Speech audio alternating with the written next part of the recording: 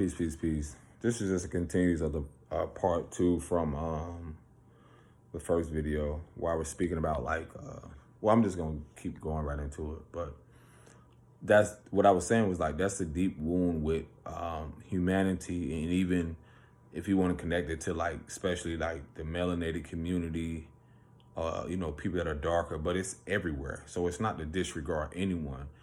It's the purpose of how again we have ignored so much of our internal world that we have tried to become to adjust to the external world, to where we've forgotten about ourselves. That's honestly like the reality of it all, or the actuality. And it's not that you can save people from that. They have to be willing to go inward. And that's the only thing that sets people apart from, as human beings or people, or, if you want to call yourself a spiritual being, whatever you want to call yourself. That's the only thing that sets people apart. That doesn't mean you're separate, because there's a oneness in all of it, because everyone is playing their role, no matter who it is. It's just that a lot of things now are balancing itself out from the unjust or unjust to justice. It means like the balancing of scales, some may call it my those of you that know about that, energetically from dark to light, things are being exposed from the darkest to the worst now, only to reverse the healing. And that's the thing that I'm realizing, that when we really look at our own paths, is that we know, a lot of us know, like, oh my gosh, bro, what was I involved in? Who was I involved in? Why did I associate myself with that?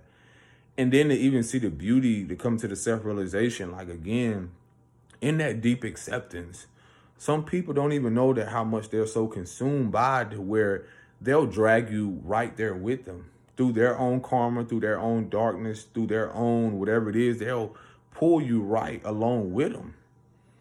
And one of the most biggest things with me is that accepting that, and having to set boundaries, healthy boundaries, because I knew nothing about them. And that's when, again, it's being prepared to accept who I am currently, and allow people to just brew and say whatever it is they feel, whatever it is they, internally are going through.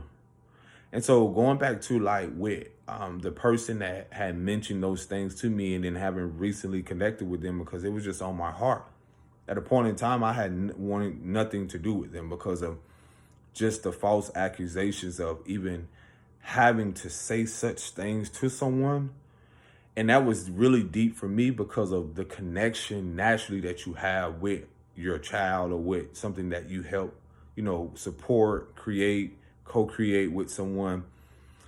And it just being from someone that, again, I'm not even going like, just being from someone who,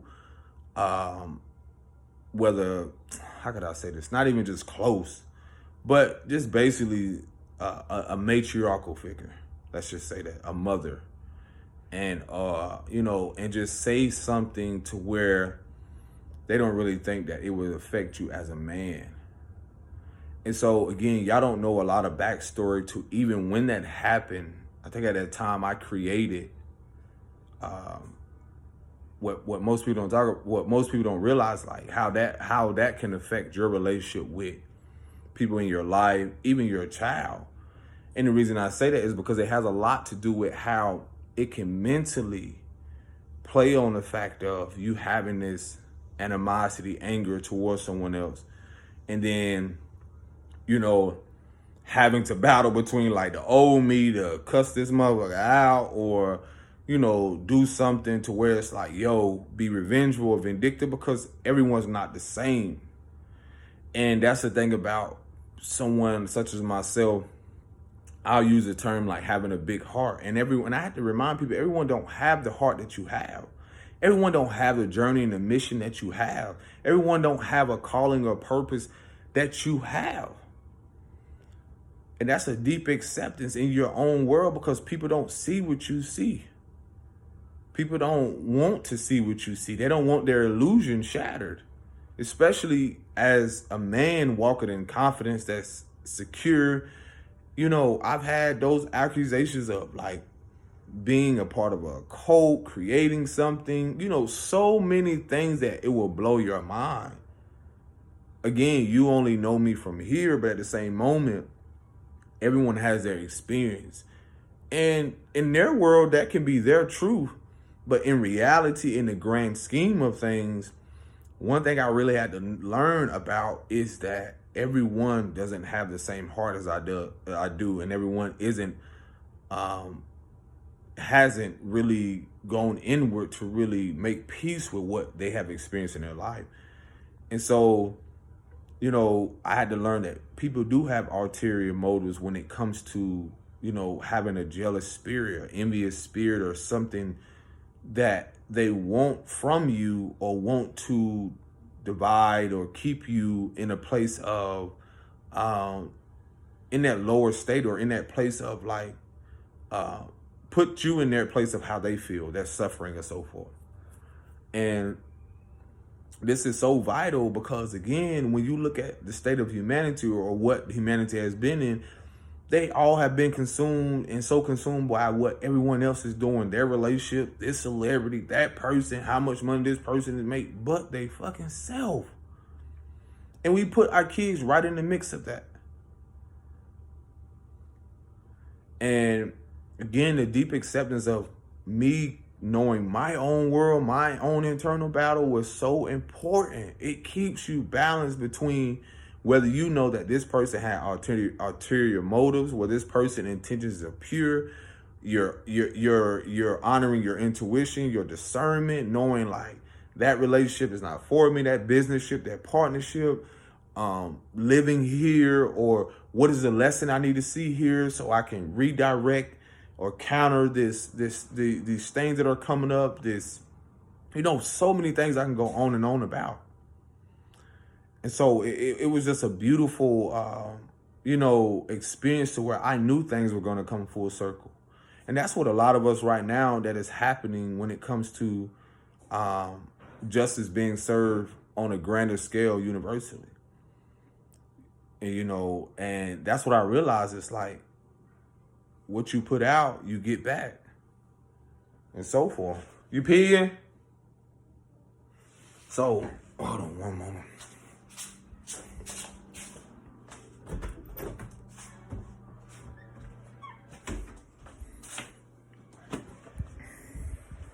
Come on.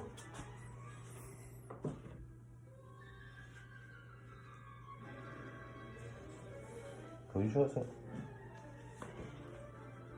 Put them up. Let me go check them. They almost done, okay? Yep, they almost done, okay? They almost done. Lily, you just ate some fruit. They go. I'm gonna let you know when they done, okay? It won't be long. Just while you show for it, I'll let you know.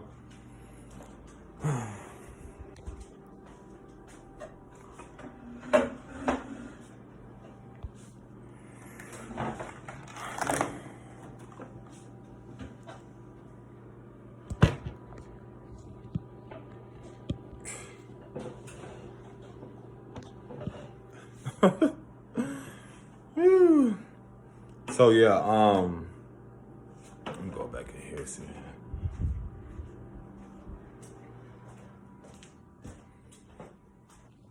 Why kids act like they ain't never ate? I guess that's how we used to be when we were young.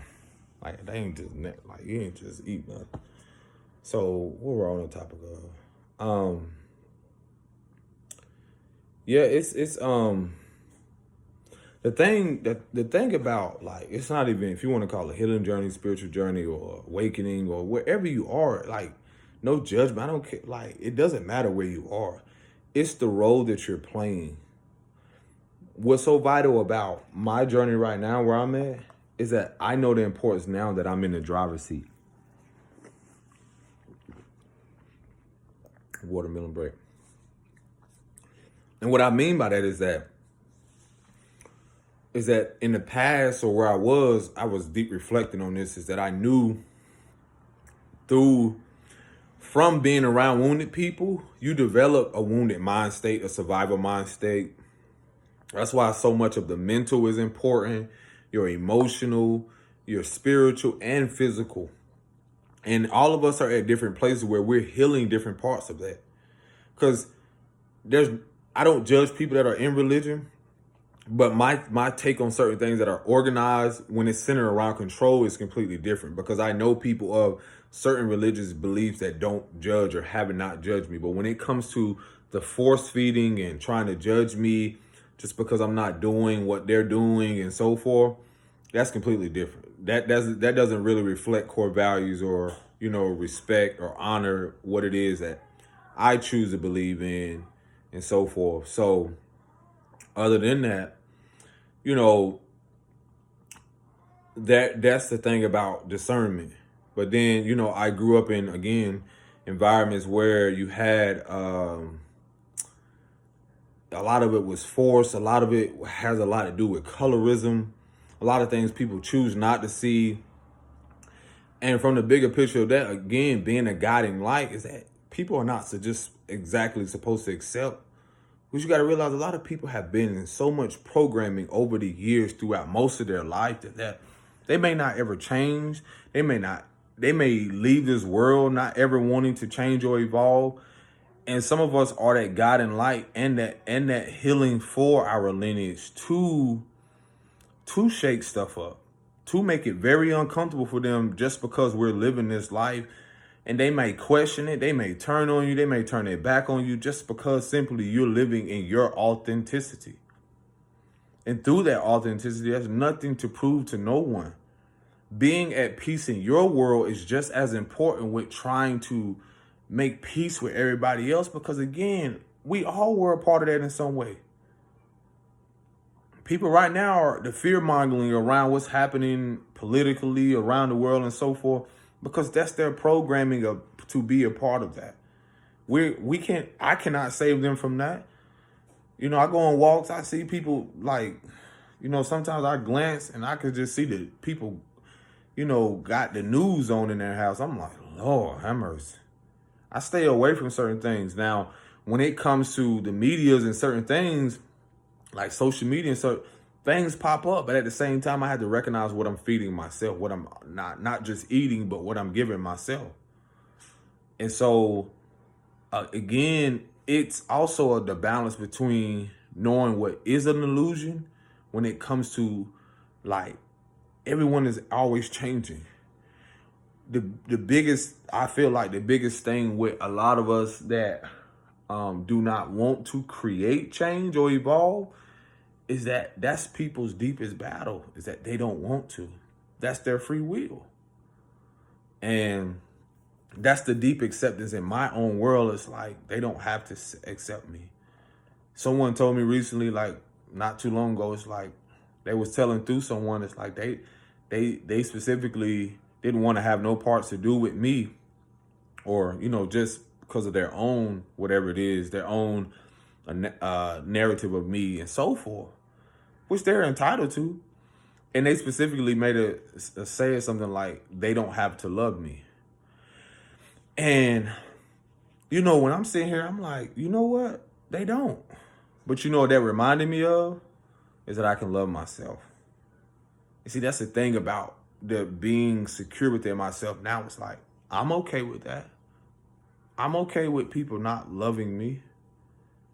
I realize they don't love themselves enough to know that no matter what, I'm still going to love me. And, you don't have to love me, because we got so consumed by thinking love is just action. And in reality, going back to our internal world, do we even really love the parts of us that we've neglected and others have neglected externally? So, I've been in a lot of deep reflections, again, going back to even how I created a lot of masterpieces. Most people don't even know. Not that they care to know, but it's that a lot of those masterpieces I was creating through chaos, where those false accusations, where my mom was going through stuff, going through her own internal battle where I was in the process of cutting off people, like relationships that no longer serve me, friendships and so forth. That again, as I realized I was evolving internally and wanting to like really pour into myself more, these things just fell away. And there's no attack on nobody else. I just had to recognize what no longer served, what represented a weed in my life, what represented rotten fruit, what did not represent what I was creating at the stage and at the level that I was at. Just as they was entitled to be who they are, I was just as entitled and vital to realize how important it is for me to show up for me. That's the thing about being in the driver's seat. I had to realize, like, yo, what I'm creating has nothing to like. I cannot associate myself with this if my idea or my legacy is more focused on healing, expanding, creating a whole new narrative that does not reflect the world that we live in. At times, that shit can feel very lonely. And those of you that, when I say I speak about the ancestors, those of you that really know what that really means, a connection that's deeper than what people feel like a family thing. Things that people don't know to have the connection to. Things that when people, you talk about these things around family or certain people, they call you crazy. How dare you utter things as such? How dare you speak about otherworldly things or outside of the norm of what they're so accustomed to?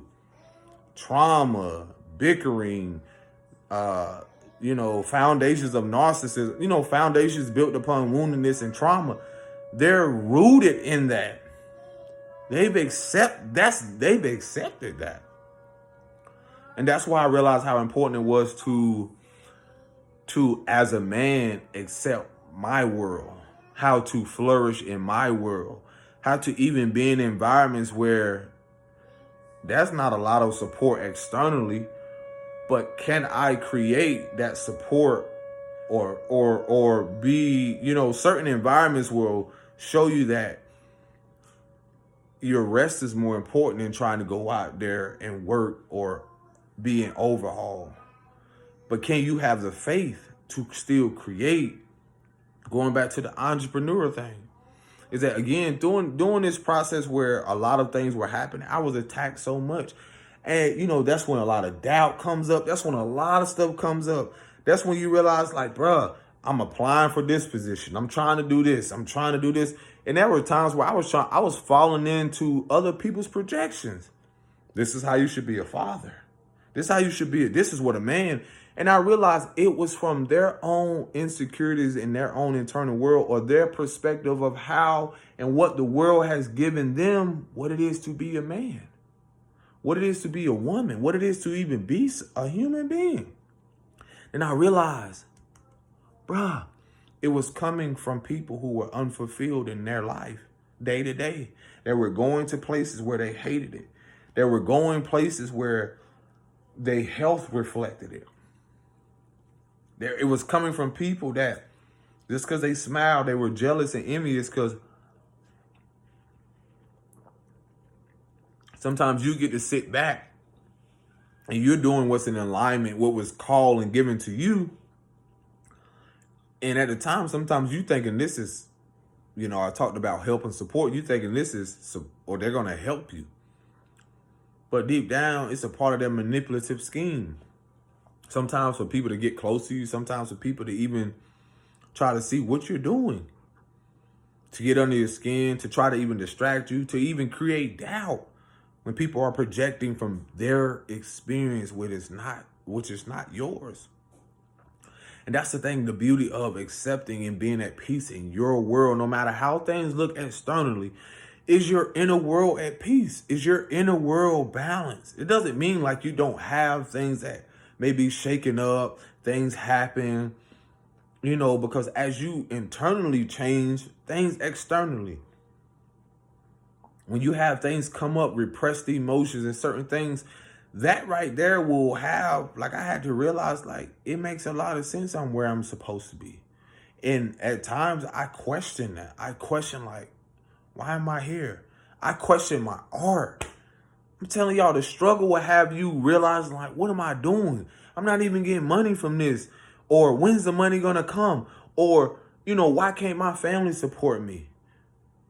Why can't, being in the past in relationships with women or being in relationships and people just like, why can't they support me with my artistry?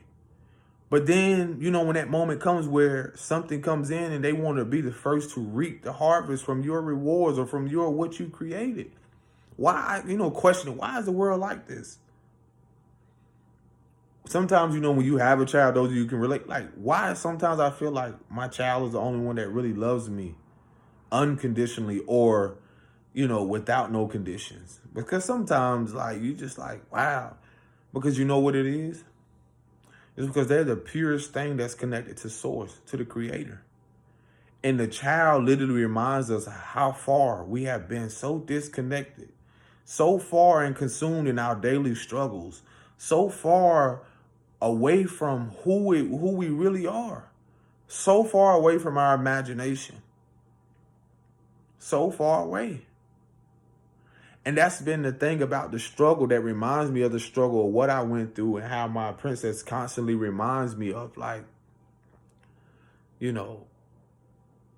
coming and hugging me for like not no reason, but that's just her love language, or, reminding me to smile, reminding me even to go through emotions because she has emotions. When I see kids, reminding me go to the park, reminding me of things I haven't did in so long. Because the world and other people want us to be consumed by, oh, you're successful if you go, one thing that just came up. I went to school for psychology years ago. And that's something that came up like, well, maybe I should return to this. And again, this is my experience. And then when I thought about how long, 7, 8 years or whatever, sometimes it even literally be a psychologist, I said, fuck this. I'd rather have faith that what I'm doing and speaking my truth and talking about what it is I experience. Like, this is what is it? Is it psych therapy or psychotherapy? Not psychotherapy. I think this is psych therapy or talk therapy. Some may say, oh, well, you talk too much. Well, this person may say, well, wow, I would love to hear what he has next. But that's the thing about your world. I had to realize, like, yo, I'm at peace. I'm cool with saying this shit. Like, it's who I am. I grew up in environments where I was shunned to, you talk too much. Why you speaking so much? Why you telling? Don't tell on nobody. Don't snitch. Don't do. I've been like, what? Who comes up with this? How do you get hurt for speaking your truth in countries or places where it says the freedom of speech? Why are people so threatened by the truth, but so comfortable with lies? And that's where you have the world that you have grew up in. And this is why they want us to, or what has happened in the old world, or the powers that used to be, will try to do to kids. When you put them in these places, you try to put them all like robots, get them to learn the same stuff, to act the same way. And all of them individually has a essence or soul to where they're here to do, learn, receive, process things completely different than the other child. And most of them, what you're seeing now, those same children are adults who have unfulfilled emotionally, mentally, spiritually, and physically in their careers, on their jobs, whatever it is they're doing, because they were not allowed to be themselves. They were controlled, or they had someone who tried to control their narrative, or they had someone who tried to, who wounded them in some way. And now their careers or whatever they're doing reflect that sense of that wanting to have that sovereignty and freedom, and that deep insecurity reflects whatever their position or whatever they're doing is a sense of them trying to have a sense of structure or control in their life, whether it's through monetary, money, material, even with having a family. If you would have told me years ago that I would be in this position, I wouldn't have believed it. But I had to have that faith that I know I could. I knew I deserved it. I knew what my heart desired and deserved. That's the bigger picture from all of this, is that why are you letting the world, your mom or whomever it is, tell you what you deserve?